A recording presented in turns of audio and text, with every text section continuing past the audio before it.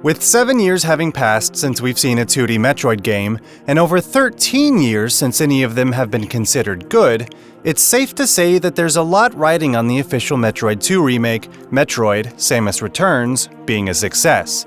In fact, Nintendo has gone on record saying that the future of the franchise, at least in 2D space, depends on the sales success of Samus Returns. Manipulative guilt-tripping of this public declaration aside, this was always true. Nintendo is a business after all and must make good business decisions if they want to stay afloat. Even if they hadn't said this aloud, the future of 2D Metroid games rides on Samus Returns' success. But I'm not one for blind loyalty just so a franchise might survive. I don't want people to buy or support a game just for this reason. Rather, support should go to the games that are actually fun and accomplish what they set out to do. And that's the question. Is Samus Returns a worthy entry to the Metroid franchise, and is it a fun experience? Let's find out. Before we begin, 2 disclaimers. First, due to the nature of how I had to capture footage from my Nintendo 3DS, my footage of Samus Returns will look terrible. I assure you that it looks much better in the game. And second, this will be a relatively spoiler-free review of the game, covering the game in a more general sense. If you want something a bit more in-depth and analytical about how the 3 different entries in what I am calling the Metroid 2 trilogy compare to each other, I'll be working on that video next, and it's likely going to take a significant amount of time.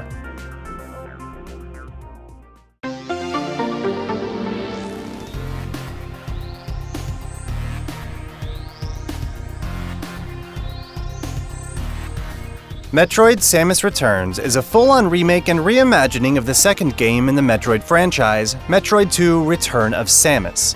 It came out 26 years prior to Samus Returns on the original Game Boy, which means that in addition to immature design philosophies and less overall development experience, there were also tons of technical hurdles that needed to be overcome to make the game at all.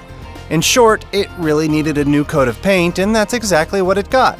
SR388 itself looks absolutely fantastic.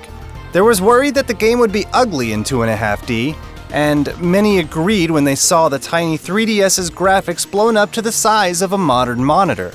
Even if I didn't have crappy footage, it would probably still look pretty bad if you're watching this on even a 16-inch screen, but scale it down to its normal size and it looks pretty amazing. The foreground is pretty nice to look at, but the best parts are the highly detailed backgrounds of most of the game's areas.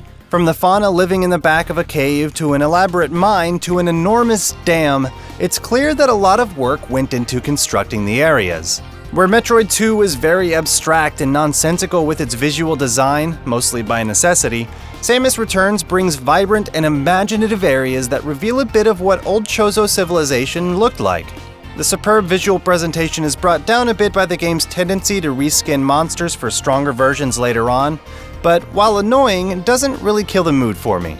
The game's soundtrack is mostly full of a mix of unmemorable ambient tracks to set the mood and nostalgic tracks remixed from old games. Overall, things tended to get drowned out by the sheer amount of noise that's in the game. Everything makes noise: selecting weapons, moving around, enemies just chilling, blocks reforming, laying bombs, collecting refills, which means that there's nearly always a noise playing at any given moment. And yes, I know that everything makes noise in real life, but I think it could have been toned down a little bit here. Many of the sounds are rather shrill and biting too, so they cut through the mix. Even the simple act of laying bombs is a little bit on the irritating side. Worst of all, if you use the scan pulse as often as I did, which comes with its own awful sound, you'll grow accustomed to its nagging beep that it demands you hear every time you're near any breakable block, which is nearly every screen in the game. While the sound design was pretty bad at times, it wasn't so bad that I couldn't just tune it out or get used to it. As for the heroine herself, she looks great and moves fluidly, and the way she twists and turns as you aim is pretty wonderful to look at. Once you get rid of that dinky old power suit and step into a nice new Varia, she looks better than she ever has. With one exception. These guns on her shoulders are really dumb. And while I'm talking about stuff that's really dumb, every breakable block in the game is colorfully coated with a pretty picture of how to break it on it. It's bright and bombastic, and it just looks a little silly. To be fair, this has existed all the way back to Super Metroid, but at least those were solid gray. In Samus Returns, they're neon and pink and stuff, and it's just ugly. Why not have different material types or textures that we have to memorize to know how to get through? That'd be so much more interesting.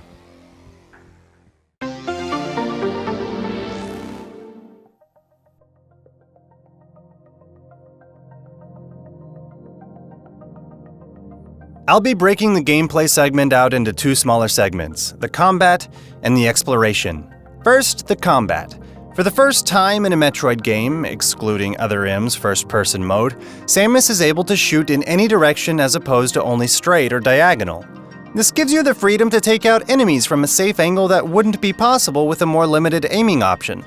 She also has a shiny new melee ability that's needed to deflect certain enemy attacks and respond with a powerful counter. As usual, you have the option of using your beams or missiles, but most often you'll be shooting things with your beams. Because of the pace of the game's combat and its reliance on the free aim mechanic to get the precise shots you need to take out enemies from the angles you're given, this is the first 3DS game with a more traditional control scheme to make my hands hurt after an extended play session. I say traditional because Kid Icarus Uprising was the only other game that comes to mind that caused me pain, and I played a lot of Smash on this thing. The control scheme makes perfect sense and feels fun, fluid, and natural, but the grip that you need to have when using the control stick to aim while holding L and R at the same time while having your right thumb ready to jump away or trigger an Aeon ability at a moment's notice will create a lot of tension in the hands that most other games simply don't require. Of course, pain in the hands is about as subjective as it can get, but I've seen plenty of other people reporting this issue with pain in the left hand specifically, even though they're able to play other games with no issue. Another minor complaint is that I personally despise playing platformers with a control stick instead of a D-pad, but I guess with the free aim system, it really wouldn't be possible that way. Samus Returns is actually pretty difficult, especially for a Nintendo game these days. Though I'm not sure if this is legitimately challenging difficulty or just what I would call fake difficulty. What I mean by that is that most of the normal enemies in the game aren't particularly difficult. They're all one-trick ponies, every single one of them, and most of them will just charge at you in their own special way. They tend to do a lot of damage, and they tend to take a lot of hits. Countering this charge attack will let you retaliate with a free charged shot of your own for massive damage, but if you take even a half step after the counter, you're stuck awkwardly shooting at the stunned little monster for way more shots than it feels is necessary. So what that means is you better plant and you better shoot before you do anything after a counter. Otherwise, you've wasted your opportunity. In general, while I'm okay with taking high damage for my mistakes, it doesn't feel particularly great when combined with the massive health pulls of normal enemies, which makes it a bit of a slog when traveling through areas, since they tend to be littered with creatures. It practically forces the counter system on you, since it's a much more efficient way to defeat these enemies, since they all charge at you. Some even have shells to protect them from your beams, making it that much more necessary. Perhaps these massive health pools were required to make the free aim system more balanced, but between that, the free aim system itself, and the melee counter system, combat can often feel much less kinetic than older games in the franchise. Samus Returns constantly has you planting your feet to wait for a counter or to aim at the weak spot on an enemy. The game has just become less about jump and shoot and more about jump or shoot. Make your decision, you can only do one well at a time. The game's combat truly shines when you get to fight the bosses though. For the most part, these manifest in one of the few different Metroid types, with the later ones being the most fun. For me, these made up for the rest of the game's tedious combat. I do have plenty of complaints about these bosses, but sharing these would spoil some things, so I'll save them for my other video. Overall though, know that the game's boss encounters are very enjoyable and make good use of most of the game's systems in fun ways. And finally, there are a few extra abilities called Aeon abilities that you can use in combat. A rapid fire mod that powers up your beam and makes it fire super fast, a lightning armor to take some extra hits if you're in a pinch, and another one I never really bothered to use in combat because it just took so much of my energy bar. These are pretty interesting choices, but being the conservative resource hoarder that I am, I tended to save all my energy for an emergency lightning armor just in case I ever got in danger. But the Super Soaker is also a very viable option. After all, the best defense is a good offense, right?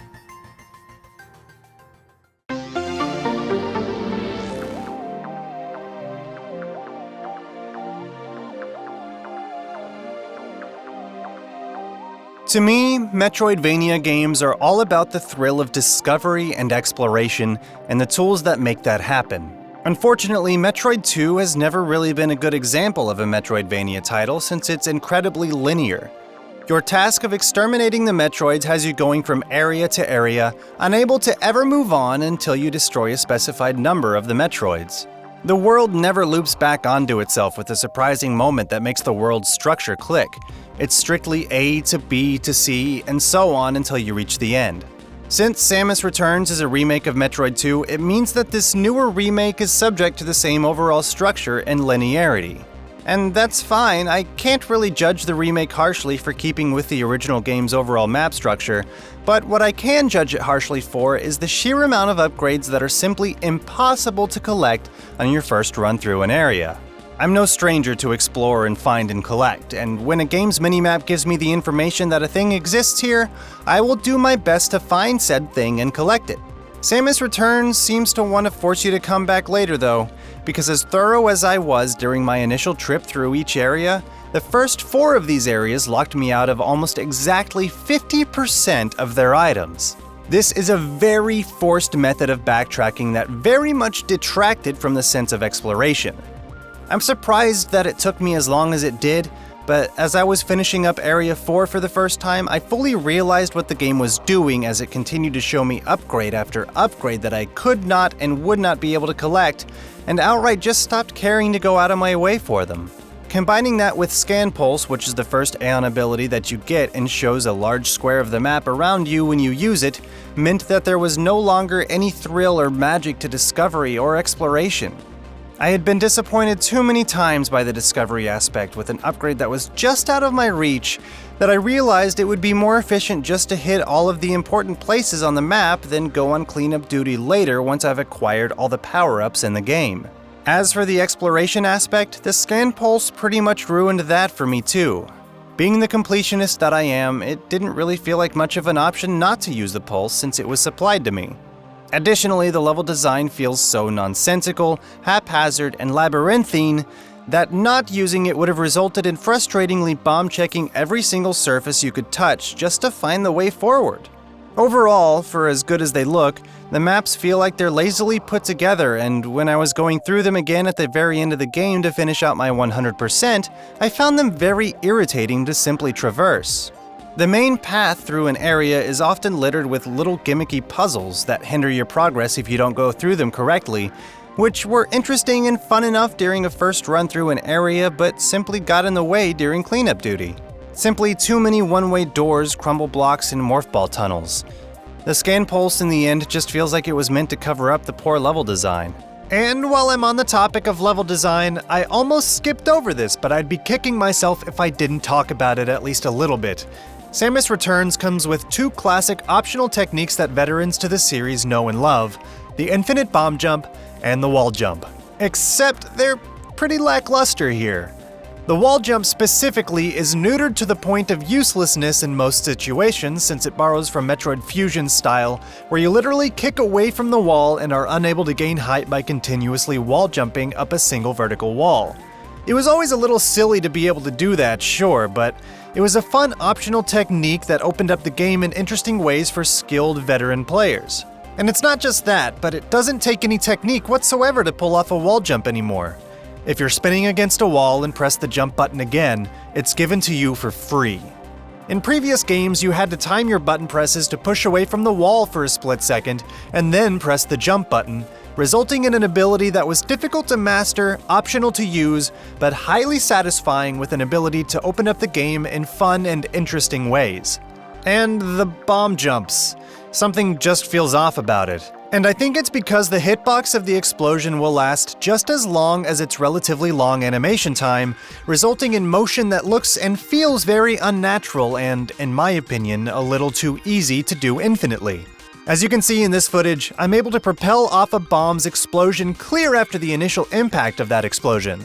This is a bit nitpicky, sure, but it made bomb jumping in general feel strangely awkward and made me leap up on accident many times during my gameplay when I was just trying to avoid it. The reason I bring these up is because of the impact they should have on exploration, especially when combined with things like the spider ball. But a trend I've been noticing with Nintendo's games and many adventure games in general is that more and more, it almost seems like they actively work against anything that might break the intended path. If I'm allowed to steal another YouTuber's words for just a second, listen to what TheGeekCritique says about the trilogy version of Metroid Prime in his recent video. It's too perfect. What really kills it is that Trilogy fixes a lot of the sequence-breaking tricks that had been discovered on the GameCube. They didn't want you to think outside the box and accidentally do something dangerous outside the boundaries of the developer's intent. The world feels more real, sure, but your progression through it is so much more structured. Decisions like this are antithetical to what I've come to love about Metroid. This shows pretty heavily in Samus Returns. While Metroid 2 was never really a sequence break heavy game due to the way the acid pulls and Metroid countdowns work and the overall linearity of the game's world, it seems like there was a lot of care put into making sure that the player was never able to break any intended order that does exist in any significant way. There's arbitrary spikes and goo patches on the ceilings and walls that keep you from going where you want, and literally every single expansion that I've found seemed to be locked behind a block or a door that required exactly that type of ammo to access, or one that you get after that specific type. I don't want to judge the game too harshly for any of this because, like I said, Metroid 2's linearity means that sequence breaks can't really truly exist, but perhaps with a better designed world and a few more creative liberties taken, Samus Returns could have been so much more. I can't get over the feeling that Samus Returns is just padded with too much unnecessary stuff. If the areas were just a little bit smaller and more focused, it might flow and feel a little better. If there were 1 or 2 dozen less ammo expansions and backtracking wasn't required for most of them, discovering things would feel much more exciting. If some of the fights around early to mid-game weren't so painfully stretched out, maybe I wouldn't dislike them as much as I do. Maybe less Metroid fights would have been better, and maybe some fights against multiple Metroids would have spiced things up during the mid-game. It just feels so artificially lengthened between those things that I just mentioned, the high amount of health on normal enemies, and especially the animation time when you do anything that has anything to do with one of the game's many pressure plate systems. I wish I was exaggerating, but I timed it. Saving the game takes a full 12 seconds. Stand on the plate, wait for it to descend, walk to the save station, let it scan you, walk away from the save station, regain control. Taking an elevator is about 18 seconds. Using the game's teleporters and refill stations are probably comparable to these. It doesn't sound like a lot, but these are things that add up very quickly because you do them so often throughout the course of the game. I'd actually be afraid to go through all my footage and count up exactly how much time I wasted on all these tiny little animations. And it's all exacerbated by the confusing pacing of the game's power-ups. I found that the early to mid-game section was very slow and provided almost nothing in the form of upgrades, and then a few areas later I managed to find 3 of the game's most powerful abilities in the span of 16 minutes. I'm not exaggerating, I looked at my footage, it was literally 16 minutes apart. This was my first playthrough running completely blind. After being starved of upgrades for so long, it just vomits them all over me. For me, the exploration in Samus Returns really missed the mark. Perhaps the trepidations I showed a few months back with my initial reaction to the first revealed gameplay were correct. There's more focus here on the combat than satisfying exploration, and the latter suffers greatly for it. Let's just hope that my like to dislike ratio on this video is far better than that one.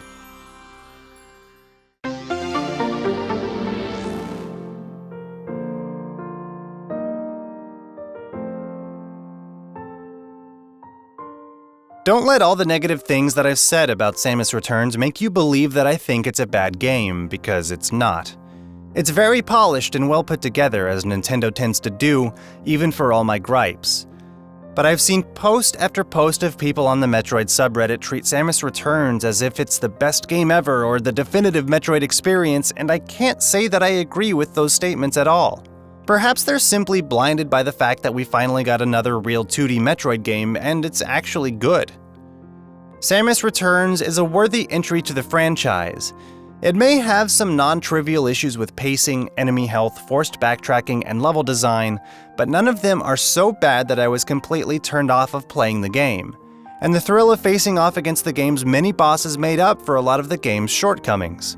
Samus Returns truly has some of the best boss fights in the history of the series, and that's due in part to the very combat system that makes the normal enemies turn into a tedious trial.